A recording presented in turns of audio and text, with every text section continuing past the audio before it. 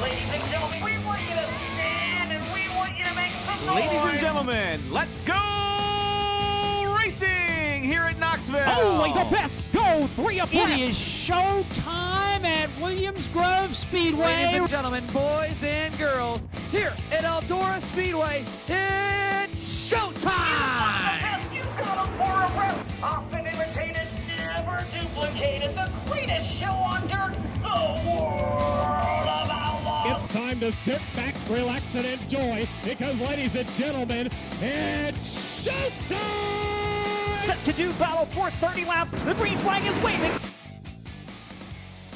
Hello again, it's Wing Nation talking sprint cars, our favorite time of the week. We are so glad that you have joined us. Steve Post and back from hiatus, Erin Evernham. How are you? I'm good. I'm glad to be back. Do you have fun with Ashley? We had a blast. Yeah. You know, whenever you're co-hosting or doing anything on the planet with Ashley, you're having a good time. Well, That is there's for that. sure. And so we had a really, really good time. But there is so much going on in the sprint car world that there are just times, and I'll sometimes do this via text, but we're just going to do it on the show. There's sometimes I just need to talk to Danny Dietrich. So let's go to Danny right now, joining us on the Zoom call. Hello, Danny. How are you? Hi, how are you guys doing? Make sense of it all, Danny. Make sense of the sprint car world in 2025. Which part of it? Well, that's the problem. Where shall we start? Let's actually, we might get into a little bit of that stuff going on, but let's just first off talk about your season. You've had 12 wins so far this year, 6 different tracks, kind of a variety. Just kind of assess how things have been with your Gary Kaufman number 48 car. They've been really good. Like hardly any complaints. We've revamped our program and had some success. We've probably had our outside of winning the Weicker Memorial last year, we've probably had our best season to date, and it's been a lot of fun. It's been very trying the last, I'd say, month because you just don't get any rainouts. We rained out, I think, like 24, 25 times in the beginning of the year, like nonstop. And ever since we hit Ohio Speed Week and then, back to PA Speed Week, it's been wide open, hardly any rainouts. And been a lot of racing for sure. Isn't that funny? It's feast or famine. You either, you're complaining about rainouts happening too much. And then in the summer, man, you're like, just one night of rain. Danny, you have over 40 top fives this season. You talk about how great your season is, but what is helping that consistency? I think just getting, older and being more knowledgeable and, at times being patient, but just Jake and I have gelled really well over the years, and we kind of can be on a page where we hardly even need to talk to each other at the racetrack anymore. And then we've been able to time trial well. I really wish we could have got racing in the beginning of the year. It seems like we jumped into a fire. Starting Ohio Speed Week to PA Speed Week, we didn't really get our normal races in. I'd say around Pennsylvania here like we normally do, and we even, left Pennsylvania to go to Peevely there, and I think it was April. So just because we weren't racing, so to have 12 wins on the season, we're really happy about that. I feel like we were shorted a few due to rain, but so was everyone else, I'm sure, too. Well, you rolled in, and the beauty of where we're at in sprint car racing, or the curse of where we're at with sprint car racing, take it however you want, is you've had the World of Outlaws roll through there a few times. You've had the High Limits roll through there a few times. We've always used to talk to Hodnet about Pennsylvania speed. How do you feel about your program and really the speed there in Pennsylvania as the national tours have rolled through this year? Well, I think, our program has a lot of speed. When it comes to time trial, and I'm probably always going to be the issue as a driver. I feel like, I can look back and look at guys like Paul McMahon, who always time trialed so well every time they went to the racetrack, where I'm known for not being the best time trialer, but I feel like we race really, really, really well, and pass cars no matter what. So if I can put down 2 laps on my own terms, as far as just fixing myself, I know our race team and the program we have is more than capable of time trialing well. Then I think we're in the hunt this weekend for some wins. When Steve talks about PA speed, and you mentioned this weekend going into the National Open, how big is this week? We all know to me, for years, it was the race in Pennsylvania. It was huge. It was exciting. But how do you think not just you, but the other guys in PA will stack up this weekend? I think, we don't have Anthony racing with us this weekend for the posse, but, we got guys like Troy Walgman. Lance is always a factor. Lance has kind of been hit or miss this year a little bit with time trial, and he's either been really, really good or not good at all. But guys like Troy Walgman and Chase Dietz, Troy's been really, really consistent, really fast time trial, and we'll see what guys like Justin Whittle do here at the Grove. The Grove's just a different beast. I feel like we do time trial there on almost a weekly basis, but it's not against the Outlaws. It just isn't. There's so many good Outlaws that roll into the Grove. Carson and David and Donnie and Buddy. Them guys got their time trial program so good, and then they come to a track that they're actually really good coming to. A couple times a year. We get challenged definitely by those guys because they do it for a living, time trial, and I mean so do we, but we think we can go out and be really, really fast, and we're not time trialing against the Outlaws, we're time trialing against local crowds. So we need to go and be better than normal, obviously, and then we'll have our posse guys will have a shot for sure.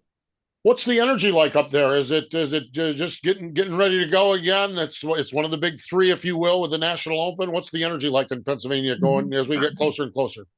I mean, the energy is always good, but it's like you say, about picking up. I mean, we haven't slowed down. We just got done racing Sunday at Path Valley with High Limit, and I didn't really want to be there. I mean, I appreciate my car owner making me go, but. Yeah, this is a pretty big weekend coming up, and it's getting late in the year where we haven't gotten a lot of rainouts, and the crews are getting wore out, and it's you kind of got to rejuvenate yourself a little bit. So this weekend I think will be good. We got some fresh motors coming back. I got a fresh motor for the weekend, and we're gonna try and be as mentally prepared as we possibly can. That's half the battle, is being mentally prepared. So. The crew guys got to suck it up for one more weekend here, pretty much one more big weekend, and then things get a lot easier from here on out. Well, I hope you're not wishing rain on anything, because I want to see some racing this weekend. You have another big weekend coming up at the end of the month. You got the Dirty Jersey finale at Bridgeport Speedway, a race you're helping promote. Talk a little bit about it. Are you doing anything for Halloween on that Friday night? I don't think so. We talked about it, but being a Friday night, we're going to have some racing. I got to talk with Doug Rose. I don't think we'll do anything for Halloween, but we'll see. The other year we did, it was Halloween, and I didn't have the race, but Doug did it. They had a deal where all the drivers had candy and lined up, and kids come around and kind of did trick or treat, at the race cars with some drivers. But we might have to do that Saturday, even though it's November 1st. We'll have to sit down and discuss that. But it's always kind of cool to get a race down there and be able to promote it with Doug. Doug does a really good job making my life easy. I got my parts of it. He's got his parts of it. It's going to be a sprint car only show this year. So, which is, I think, great. We fought fighting, getting modifieds last year. They got a big race at Delaware, I think. So we won't have to fight that. We're going to put up some extra money for 305s, put some wingless sprint cars on there, and have 410 sprint cars. So, hopefully the fans want to see a lot of sprint car racing, and we'll try and do it in a really timely manner on a Saturday, so people can still probably go watch the World Series if it makes it that far into the series. No, that's true. I think I saw somewhere you're looking at a mid-afternoon or late afternoon start of it. Of course, we're in November at that point. Thank God we're not running at night and that sort of thing. But what's your take? You were just there on Saturday night, as a matter of fact, with High Limit was just there. What's is it posse fans heading across into New Jersey, or are there New Jersey sprint car fans? Or what's your take on where that track kind of fits in as far as sprint car fans? It's kind of a lot of both. We deal with a lot of not just sprint car fans down there, but honestly, modified fans that don't get to see sprint cars very often. So they kind of come from Jersey, they come from Delaware, they come from PA, they come from New York. Sounds to me like we're going to have a really good showing of cars from some 305 guys coming even from North Carolina. Obviously, we're going to be getting some sprint cars from New York, not being far away from New York. So then you're always going to have your PA fans and drivers and coming. So we're excited to make it just a sprint car only show. Attract kind of one last big hurrah here, other than BAPS later on, which is always kind of a wild card. And then, yeah, we're going to do it on Saturday afternoon. Playing is 3:00 unless, it's crazy warm like it's been lately here. It's been like in the 80s every day. Yeah. So, we'll try and do it 3:00 because I can always think of going to Charlotte and freezing your absolute butt off, and trying to race at night. So the goal is to kind of try and be done by 7:00, and then people still got their night to go do whatever they want, or get home to Central PA or wherever in New York at a decent time during the day. Well, we wish you the best of luck with that event. Switching topics before we let you go, we're having Dale Blaney on next. So I know you're usually willing to share your opinion. I'd love to hear your opinion on that wild car he ran at Sharon Saturday night. I think it's pretty badass, but it did look pretty good when it ran second to me at Dale Blaney. So I had to. No, I mean, I'm not surprised Dale won. I mean, we always say that car is the one to beat at Sharon. I feel like we have a really, really good car at Sharon. I felt like we probably could have competed with them Saturday looking at the racetrack. I'm happy for him, man. It's so cool to see him win, to see something just not so cookie cutter win. Just Dave and Dale are great people. The family's, just a great family, and I can still say I one-upped them once this year and took a little bit of his money back home to Pennsylvania. Attaboy, that's for sure. Bigger picture on this stuff. We see Tanner Thorson running a coilover car. Obviously, there's the pictures of the Blaney car and everything. Danny, you're a hands-on guy. How much do you look at those type things? Maybe nothing specific, but how much do you look at some of the experimental pieces that are out there? You do a little bit, but I can remember years ago when Donnie Kreitz Jr. and Lance DeWeese were kicking our butts at Port Royal, and we go and try and duplicate what they were doing to the race car, by doing it to ours, and we dial ourselves right out. We did it for like one weekend, and we're like, man, we're gonna go do this, and that, and we're gonna try and beat the 69K, doing what they do, and like you didn't even run like top 12, you know what I mean? And you're like, what are we doing here? So. I'm not going to try and run my world around theirs. They got their theories, and not everybody's going to be able to figure it out. There's kind of a reason why, in my mind, there's a reason why torsion bars, sprint cars, and springs are late models. And while Dale won with what he won with, like, I don't have enough time to go to the racetrack, and whether it be testing or sit in a shop and build something, with having a job here. So, there's things that we want to do, but time and availability to racetracks is obviously very, very, very important. And I think it's really cool. I think what Tanner's doing with springs is different. You got to have your mentality completely different to run something like that. He's obviously got a lot of traction and back behind the scenes with Stevie and the midget guys. The midget guys are pretty spring smart. I don't know if I could wrap my head around it. There's definitely different effects from springs for sure. And what he's figured out is working for him. I just don't know that many other people could probably wrap their head around it in a sprint car. Didn't Stevie Smith run a coilover car for many years way back? Yeah. Stevie and Steve messed around with coils a lot. Especially I want to call it later in his career, with the race 19 car, the purple and yellow race 19. Seems like they mess with coils a lot through that episode of that car. So I don't remember him, and I could be wrong. I don't remember them having a ton of luck in that car. I felt like they had some speed, but not always some luck. So they were back then, I think they were building their own motors and experimenting with that too, and seemed like they had more trouble with luck than anything. Science projects are fascinating. If you have time, that is for sure. Final question for you, Danny. One of the changes in Central Pennsylvania this year is the new ownership group up at Selinsgrove Speedway. And they've ran How Dare They Run on Friday nights, occasionally against Williams Grove. You've been a supporter of them. You've been up and followed the racing. Just kind of assess how things have gone. And the weather has been terrible to them. Okay, we need to qualify that also. They've had it worse probably than anybody on the planet. Just kind of assess what the new group at Selinsgrove has dealt with and how they've fared here in their first season. I think they've done quite well. They have gone against the Grove, I think twice maybe. One time the Grove rained out, and then Selinsgrove got it in. And I think the biggest fight they have is getting cars. It's a big 5/8 mile track. It's not necessarily the easiest on equipment. A lot of fans want to say, "Oh, it's hard on tires." Every track in Pennsylvania is hard on tires. The Hoosier keeps making soft race car tires, and you're going to burn them off whether you're Path Valley or Selinsgrove. We come in with 2 junk tires at Path Valley, so it doesn't really much matter where we go. Tires are junk on a 410 sprint car, but the fans have shown up at Selinsgrove, and that's what I find really, really cool.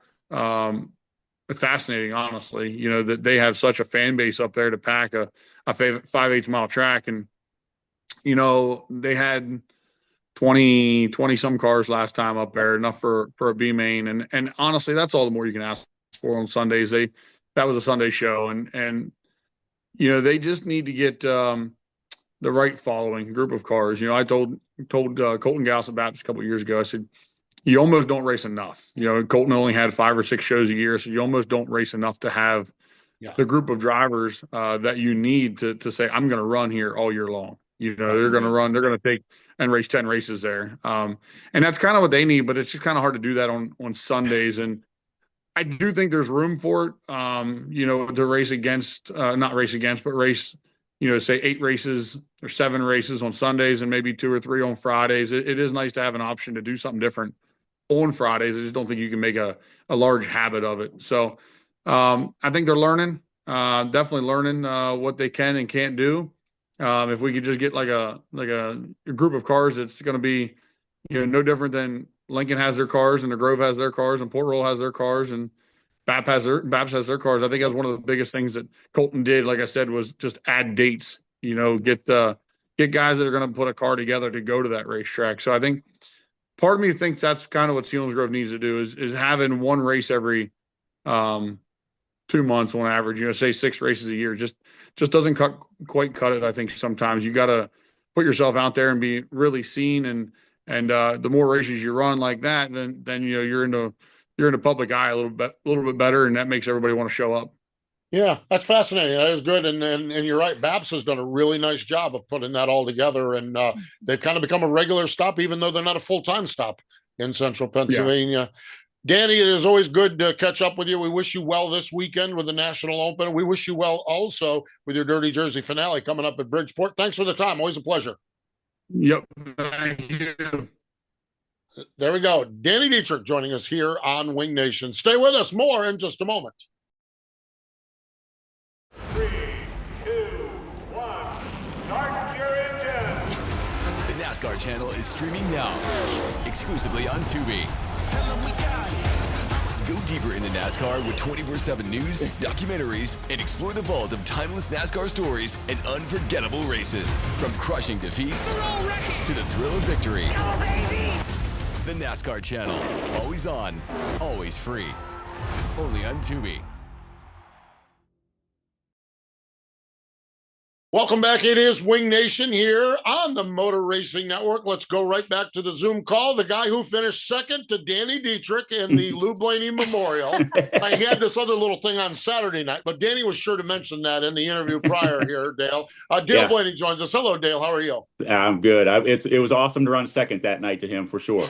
But was it better Saturday night to run first with the World of Outlaws? Yeah, just a little. Yeah, just a little bit. I think we would have probably swapped spots if he'd have been there Saturday night, but you never know. But it was really cool. It was probably one of the most special nights I've ever had, driving a sprint car. So with all the circumstances and everything, it was pretty awesome. Dale, I know I want to talk about that wild car you're driving. And I know you haven't raced much this year, but to pass the guys you did, you started 5th, you passed Gravel, you passed Buddy Kofoid, I think Sheldon. Like, how neat was that at your racetrack to pass some of the best in the sport right now? Pretty satisfying. We didn't, we hot lapped really well, qualified good, and heat race went pretty good from the front row. So we didn't really know. Drew a 6 in a dash and just really didn't know what I was going to get in traffic. But, ran 5th in a dash, and I felt like, okay, the last couple laps of the dash settled in where I wanted to really run. Felt like, the 2 and the 17 were coming back to me just a little bit. So, hey, we just did what we did. And I told my brother, he said, hey, the top's going to be good in 1 and 2 a little bit. And I just said, hey, just 30 laps where I want to run. I think we can do some good. So, and we did. So it was to jump right to third from the get-go was a huge confidence booster for me. And I was like, oh, this is it's on now. And then just kept rolling. So you never know, if you lose a couple spots from the get-go, you lose a little bit of confidence, and dirty air becomes huge. But to get from fifth to third on that first lap was probably as big a thing as anything.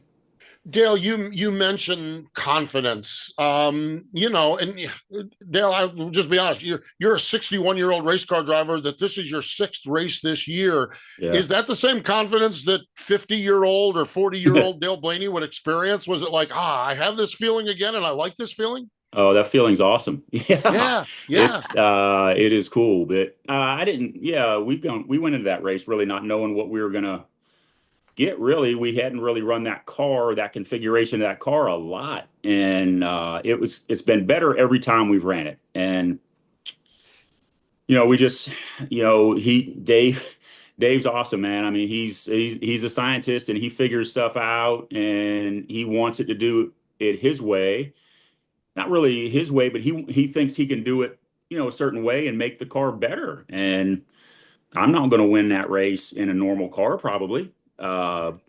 Good chance I'm not, but that daggone car is so good. I was going to put a Tesla logo on it because that thing's just driving me around the track. Just plug in the freaking components, and it was just driving me around there. So I don't know. It's awful fun to drive that car. Dale, you had a bunch of restarts. Obviously that's good because you got clean air again, but those guys are right on you and they're running every night. What were those restarts like for you? Well, I was disappointed it went yellow. I felt like I was in a good spot, getting through some guys, and then I had a couple right in front of me that I was going to clear. So I was kind of disappointed it went yellow. But then once it took off, after that on the first one, I went through 1 and 2 and into 3 so good. I'm like, oh, yeah, I'm good. But then the red comes out, and I'm sitting there, and my brother comes over. He gives me a kind of okay sign, and I'm like, all right, just do what you do for 6 laps here. Nobody's going to be in front of you. And just, but man, I don't know if the red hurt me, tire wise, air pressure wise or what, but I got kind of tight into one and I couldn't do what I was doing. And I just felt like I couldn't drive it in there where I wanted to, and maybe get up in the middle where I didn't need to be and spin. But so I started driving more conservative, and I probably made about 7 mistakes in the last 6 laps. And I was holding my breath going down the back straightaway in a white flag lap. I was kind of almost in panic mode because I really screwed 1 and 2 up, and just tried to plug the hole. And if Buddy probably makes a little bit better corner in 3 and 4, he probably drives and puts it outside of me. But I was probably a little bit too patient at getting to the top. But his mistake a little bit made me win that race. But it worked out. I'm not sure how I'd have felt if it would have went the other way. But just to be able to compete with those guys was cool. But still, to win it was awful good. Well, AJ Allmendinger, your employer during most of your life, he said you fell out of the seat with 3 laps to go. That's what he told me. He told me that on Sunday. He said you fell out of the seat. So we'll go with the red flag altered the race car. Okay, so we'll do that. So yeah, Dale, you just were complimentary. The young talent in this sport, the banging the boards, the aggressiveness, the way they go.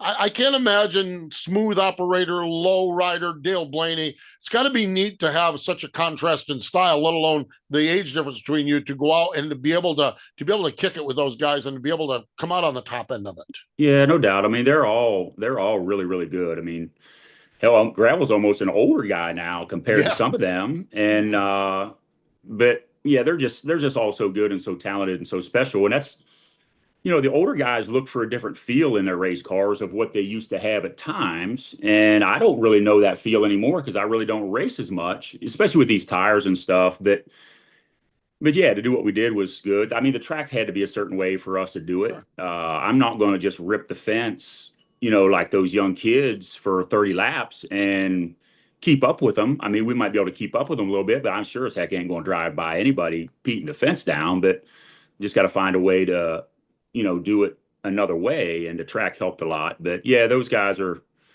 they're so good, man. It was awesome to race with. I didn't really race with Buddy much. Raced with gravel quite a bit when he was younger, and Sheldon when he was younger.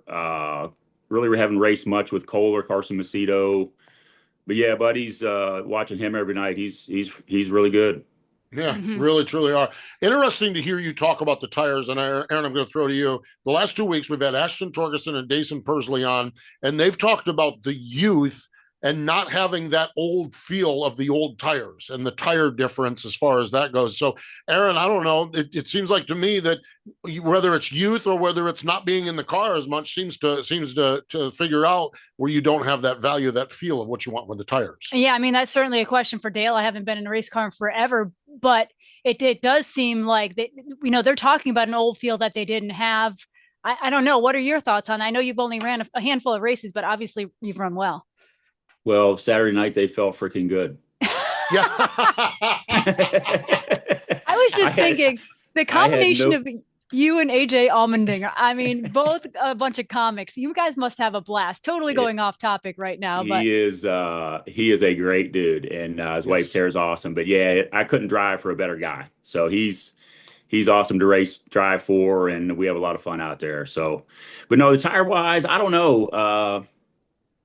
My car was stuck pretty good the other night. I don't race enough, but my car felt good to me. I don't know. Everybody's looking for a feel, this feel, that feel, this feel, and I don't know. I was just driving around there.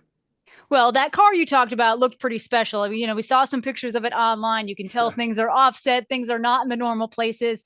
Yeah. Ray texted with your brother Dave on Sunday, and he was telling him a few things and how long he's been working on this car. Pretty amazing stuff. But do you think this car or that setup will work at every track, or is that specific to a place like Sharon that's nice to get slicks off and is pretty smooth? Oh, I think it could definitely work at every track. It's like another car. You're going to have to make adjustments. Mm-hmm. We've not run that thing on, a high speed place or a sticky place yet, but I'm sure it's going to go around the corner is good. All you got to do is just make some adjustments to go around the corner. So, if it runs around that place good, it can run around any place good. You just have to adjust on it. But our ultimate goal this year was to get to Port Royal and run that thing. Mm-hmm. When Port gets slick and wide and spinny down the straightaways, and I think that car would be special at that place. And that's what that's a lot of what we want to do is get to there. But we just didn't get there this year. Had a few issues car wise and different stuff, but end game is we want to definitely run more at different places next year and run some bigger races and see if we can do some good. I mean, there's a lot of young kids, Macedo was talking to me a little bit, Carson, about that car. And man, I would love to see one of those younger kids jump in that thing and just run it and see how they felt in that car compared to, what they're running now. And it would be awesome to see one of those young kids jump in it and go, holy crap, or else go, wow, that's different, or what they would say. I don't know, but it would be neat to see them jump in, somebody jump in it and just do something and see how they felt. How detailed are you on your brother's science project? Are you way up in all the details? Do you have all the answers to, we're not asking you all the questions to why, but how far down the road are you with Dale on this or with Dave on this? Yeah. Yeah. There's a thing on my steering wheel that I pull up and I click it down. And that makes me steer it. And then there's two pedals in there. And that's it. Right one goes down a lot and the left one kind of goes down some.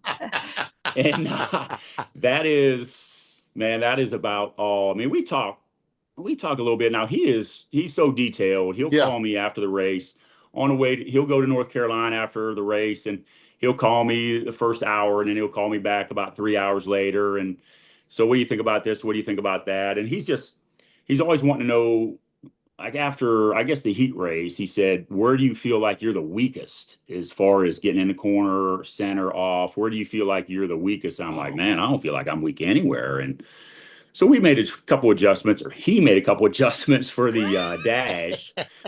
And he kind of tells me what he's going to do, but I could care less what he does to it. And I just know he's going to make the right adjustments. And it leaves less in my mind to think about. If he says, well, I'm going to take 4 turns out of the right front, well, that puts something in your mind that, oh, I'm going to have to, think about that. But I don't think about nothing. I just roll it into the corner and go around there. And so, but no, I'm not too detailed as far as, that's all his stuff. I'm just a guy that jumps in and drives it. But he also knows how I drive, and he knows my strengths and weaknesses as a driver, and he knows my skill set, I guess, as a driver. True. And so he's made it like that for me to be successful. Well, it certainly is a good combination at the moment. Yes. Dale, how cool has it been to see the reaction of everybody in the sport? We told you the story before that we went on the air that I texted our group and was like, everyone tune in. Obviously I've been a Dale Blaney fan for a long time, even though I've run second to you at Sharon. Oh, here we go. Yes, we got to bring that up. Yeah. Hey, I didn't say. There we go. I ran second to Danny Dietrich too one time. Yeah, well, exactly. But the reaction from the sport, everyone on social media, I saw pictures from the Cup Garage the next day. Like, how neat has that been for you that everyone was just so excited for your victory? Yeah, it was fun. I got back. I had probably over 100 text messages on my phone, and Jesus, I can't really respond to anybody at that time. So I'm at the airport at 5:30 morning, headed to Kansas, and I start replying to everybody at 5:30 a.m. So they were probably like, "What the heck?" But it was fun. Tony Stewart texts me. I hear from Brent Kading out in California. He gives me a text, and his boy Bud. But Raymer calls, Todd Schaefer calls, and it's just fun to hear some guys that you haven't heard from in a while, and it was cool. My phone is still blowing up a little bit, but it's pretty awesome to have that happen. It is pretty special. And for guys to call and text, that was neat. It was one of the fun things. I was in the garage Sunday, but I was going to the bathroom before the race started. Here comes Larson, Chase Elliott, Chase Briscoe, and Tyler Reddick. And they're all walking, and they're going, there's 2 Porta Johns right there, and they're all walking to that before the race. And I said something, they all kind of looked up and saw me, and all they wanted to do was talk about the race on the night before. And these guys are getting ready to go run for their playoff lives, and they're wanting to talk to me about the doggone race at Sharon Speedway, and Briscoe's run sprint car, and Larson, I ran with him quite a bit, and Chase Elliott's good friends with Ryan, so I know him some, but don't know really Tyler much. But it was awful fun to talk to those guys and see their reaction at the race when they're trying to go, race later on. So that was pretty cool. Pretty cool indeed. That hat looks good on you, and that trophy over your shoulder looks good. Yeah, that looks really good. Yeah, I got to get a couple vitamins here and get popped. I got to get through the afternoon. Yeah, Dale. What I find ironic, before we cut you loose here, we talk to you once a year probably on Wing Nation, because you come back in some limited capacity and you always end with, well, I don't know what we're going to do. I don't know what we're going to do. This conversation, you said next year we're going to work to take this car to a few other places. I think this is the first time we've had a visit where you've talked about the next season. How badass, how cool is it to be sitting here where you're at and think future as far as sprint car racing goes? Well, my future is limited. Sure. For sure. Like I said, I got a day job with AJ, and I love that job, and that's my future with that. But to still be able to race, there was guys that have retired, not really the right way and some not really the wrong way. A lot of guys don't have the opportunity to retire how they want to retire, and just with certain circumstances. And now, hey, Raymer won Williams Grove Open and retired. That's awesome. My brother won Dad's race. That's awesome. And am I going to retire? Oh, heck no. Could I retire right now after winning that race? Sure, no doubt. But to me personally, was such a relief Saturday, Sunday, to know that I can still race with these guys and still compete at my age is is such a relief. I mean, the last 8 years of my racing life hasn't been really the way I've wanted to go since George passed away. Really hasn't been the way that I really wanted to end my career. But and hey, my career's been way better than I ever thought it was going to be. But to have this happen and know that I can still do that's pretty cool. Pretty cool indeed. Yeah. Dale, it is always a pleasure to catch up with you. We appreciate the time. Congratulations, and we'll talk to you down the road. Yes, sir. I appreciate it. Whew. I am telling you, Danny Dietrich, Dale Blaney combination platter. It doesn't get much better than talking. I say talking sprint cars. Boy, I'm telling you, we talked sprint cars today. We sure did. It was great. Both of them. Great stuff. That is for sure. Erin, we are way long on this thing. We're longer than we want to go, but there's so much going on in the sprint car world. Brad Sweet, Kevin Rudin purchased NARC King of the West from Jim Allen and Brent Kading. I got the BK shirt on, as a matter of fact. The high limit Brad Sweet tentacles just continue to grow and grow and grow. The young man may carve out something for himself if he ever decides to get out of the race car. Yeah, I think he's got himself a future, and I think it's great for the West Coast. I do too. Anything good for the West Coast, I think is great. I think Jim Allen and Brent Kading have done a great job with what this is. Jim has stated all along, we want to get this to the stage where someone can take it to the next level. Kevin Rudin, Brad Sweet can take it to the next level. Sure can. Love that. That's for sure. Saturday night, we had Dale Blaney and Danny Sams, the third win race. I said that to Larson. I said to Larson, come up on the stage, we were talking. I said, did you have in your poll Dale Blaney and Danny Sams, the third, winning the 2 National Touring race? And Kyle said, no, I didn't see that coming. Really, really cool stuff. That is so good for sure. I'm going to just skip to the last one here because it's one of our buds. Morgan Havener returns to racing. That's Morgan Turpin. We've had Morgan on Wing Nation over our 15, 16-year history so many times. She's decided to be a mom, but she continues to be a race car driver. Erin, 7 months postpartum, and it was a C-section delivery. Oof. She is going racing this weekend at Pine Ridge Speedway in Guntown, Mississippi. I think that's awesome. I'm so happy for her, and I'm always been a big Morgan fan. I have too. The only problem I have with Morgan is she no longer joins Terry, Gray, and I at PRI for our Italian dinner on Thursday night. Morgan, you need to tighten up your game. That is for sure. We talked about this a lot. World of Outlaw NOS Energy Drink Sprint Cars, $75,000 to win. It's the 63rd annual JNS Classic National Open. We could talk about it all day long, but social media is going to talk about it all week long. Make sure you go to Williams Grove if you are somewhere in the proximity. Yes. You're going to love it. That is for sure. Erin, great to have you back. Thanks. It's great to be back. Perfect show for it. Boy, I'm telling you, that is for sure. She is Erin Evernham. I'm Steve Post. We appreciate Danny Dietrich and Dale Blaney joining us here this time on Wing Nation.